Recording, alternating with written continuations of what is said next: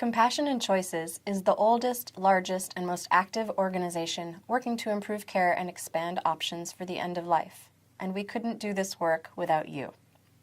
Your commitment and enthusiasm has a huge impact on building the foundation for success in your state. This presentation will walk you through some of the very important tools that will help you participate in advocacy efforts to build political support for medical aid in dying legislation in your state.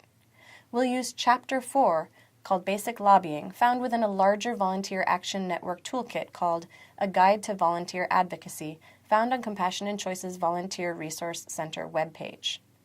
Specifically, we'll review how a bill becomes a law, why lobbying is important, how to talk with legislators, what a lobby day is and how to participate, and how to give public testimony in support of medical aid in dying at a committee hearing.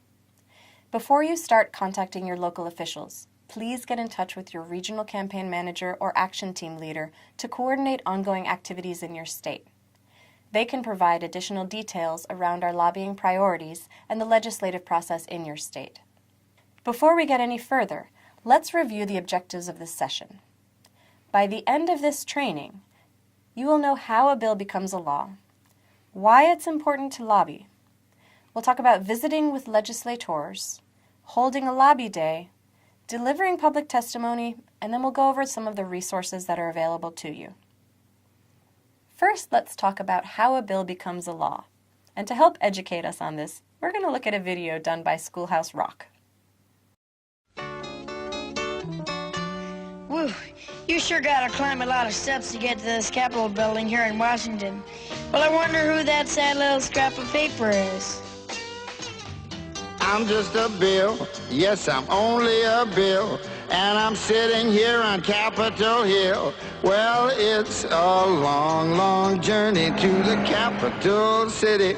It's a long, long wait while I'm sitting in committee, but I know I'll be a law someday. At least I hope and pray that I will, but today I am still just a bill. Gee, Bill, you certainly have a lot of patience and courage. Well, I got this far. When I started, I wasn't even a bill. I was just an idea. Some folks back home decided they wanted a law passed, so they called their local congressman, and he said, "You're right, there ought to be a law." Then he sat down and wrote me out and introduced me to Congress, and I became a bill. And I'll remain a bill until they decide to make me a law. I'm just a bill, yes, I'm only a bill, and I got as far as Capitol Hill. Well, now I'm stuck in committee, and I'll sit here and wait while a few key congressmen discuss and debate whether they should let me be a law. I hope and pray that they will, but today I am still just a bill.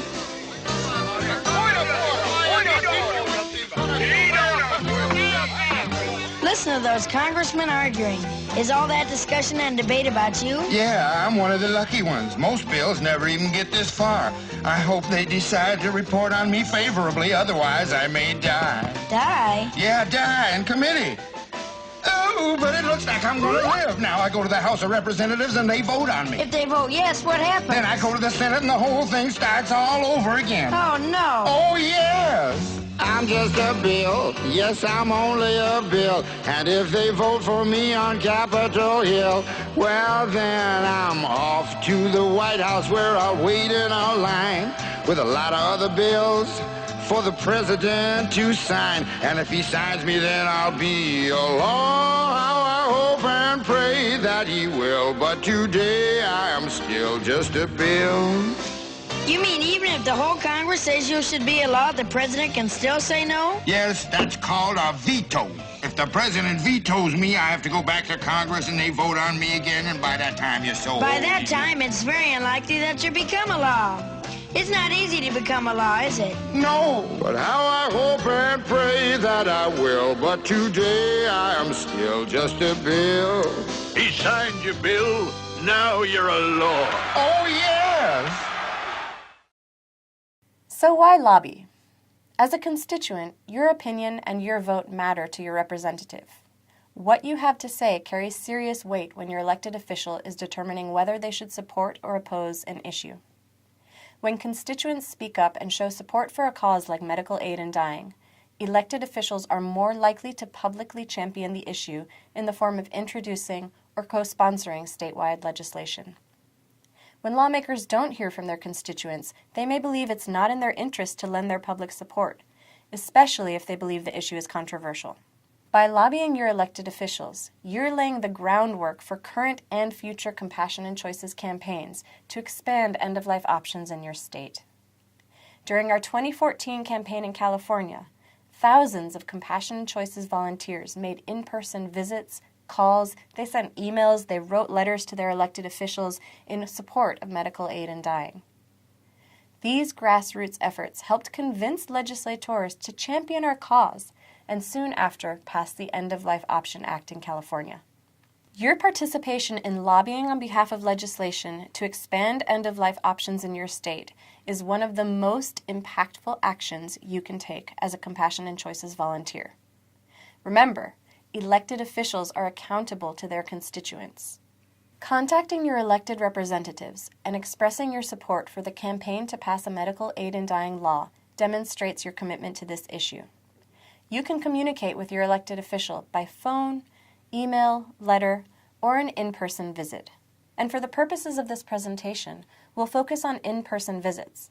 But please refer to our letter writing toolkit located on the Volunteer Resource Center page of Compassion and Choices website on writing letters to your elected representatives if your preference is to communicate in writing. Most meetings with elected officials happen either by appointment or by walk-in. Call your lawmaker's office to find out how they handle visits. And keep in mind that elected officials have busy schedules and they may not be available to meet with you in person, but their staff are almost always available to meet with constituents and listen to their concerns. These visits with staff are nearly as important as meeting with the lawmakers themselves, as they are official meetings on behalf of the legislator. Be sure to relay your message clearly and bring supportive materials for the staff member to refer to when they brief the lawmaker. On page 2 of the Basic Lobbying Toolkit, you'll find an easy-to-follow list of suggestions to help you prepare for your meeting with your elected representative. Take the time to read through the list to ensure that you're ready and able to deliver your message in the most effective way. Meanwhile, let's talk about a few important things to keep in mind. When you're expressing your views on end-of-life options, always do so in a respectful and professional manner.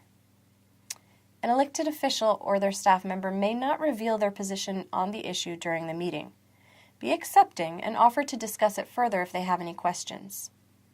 Highlighting community support, such as a petition, a local resolution in favor of medical aid in dying, or community or medical groups softening their stance on the issue can also help influence lawmakers. Before each visit, download the most current and relevant fact sheets from the Compassion and Choices Understanding Medical Aid in Dying webpage to share during your meeting with your elected representative. Legislative meetings can be even more impactful when a group of 4 to 6 people coordinates and schedules as many meetings with legislators and staff as you can in a single day. We call this a lobby day. A well-executed lobby day reaches many lawmakers and has a synergistic effect as they debate policy. Here are some tips for your lobby day. Schedule all your meetings in advance. Remember, meeting with legislative staff is also a win. Be sure to schedule at least 15 minutes between each meeting. Offices are not always close together in proximity, and some meetings may run long. Not all elected officials have private offices, so be prepared to hold your meeting in a lobby, cafe, or other location instead. Bring educational materials, including a basic letter outlining your position, fact sheets, and the appropriate Compassion and Choices branded materials to offer each office with which you meet. Be ready with a strong basic message to deliver, likely the same message outlined in your letter. Be brief to allow time for questions and discussion, and when possible, include a personal story to help illustrate the issue's human dimension. And please remember to mention Compassion and Choices in all of your meetings. If there is a medical aid in dying bill that is being considered by your legislature, it will likely be referred to a committee and hopefully receive a hearing. Committee hearings provide an opportunity for supporters like you to participate in the legislative process by speaking on the public record. Visible support of volunteers and activists are imperative at committee hearings, which are almost always open to the public. Jennifer Glass was a medical aid in dying advocate in California who had terminal cancer. She spent her last months giving powerful testimony before the California legislature. And while she did not live to take advantage of the law, it did pass, and she played an important role. Here are some tips for delivering testimony. Show up. It is critical to demonstrate broad support both for proposed medical aid in dying legislation and for existing legislation. The best way to support the process is to attend the hearing and bring a friend. Be prepared with a very brief 1 to 2 minute statement. Personal stories are often the most impactful, so consider sharing yours if you're comfortable doing so. Please refer to the Compassion and Choices website and coordinate with your Compassion and Choices staff contact to make sure any data or talking points are up to date. And again, remember to mention Compassion and Choices in your statement. Also, be sure to wear business or business casual attire, or your medical uniform if you're a medical provider. No jeans, shorts, t-shirts, or flip-flops. And please do not engage in shouting, booing, or even applause. None are allowed in a hearing. Now that we've talked about these actions in more detail, take some time to read through Chapter 4 of the Volunteer Action Network Toolkit, A Guide to Volunteer Advocacy, the section on basic lobbying, which is found on Compassion and Choices Resource Center webpage. Again, that's www.compassionandchoices.org/volunteer-resource-center. Inside the larger Volunteer Action Network Toolkit, you will also find a guide to letter writing and so much more. To review and print our most up-to-date fact sheets, visit compassion-choices.org/understand-medical-aid-in-dying.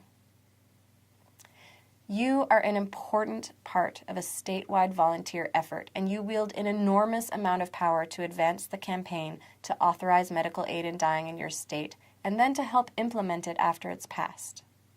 Your action team leader or regional campaign manager is waiting to hear from you. I really want to thank you for all you are willing to do in partnership with Compassion and Choices.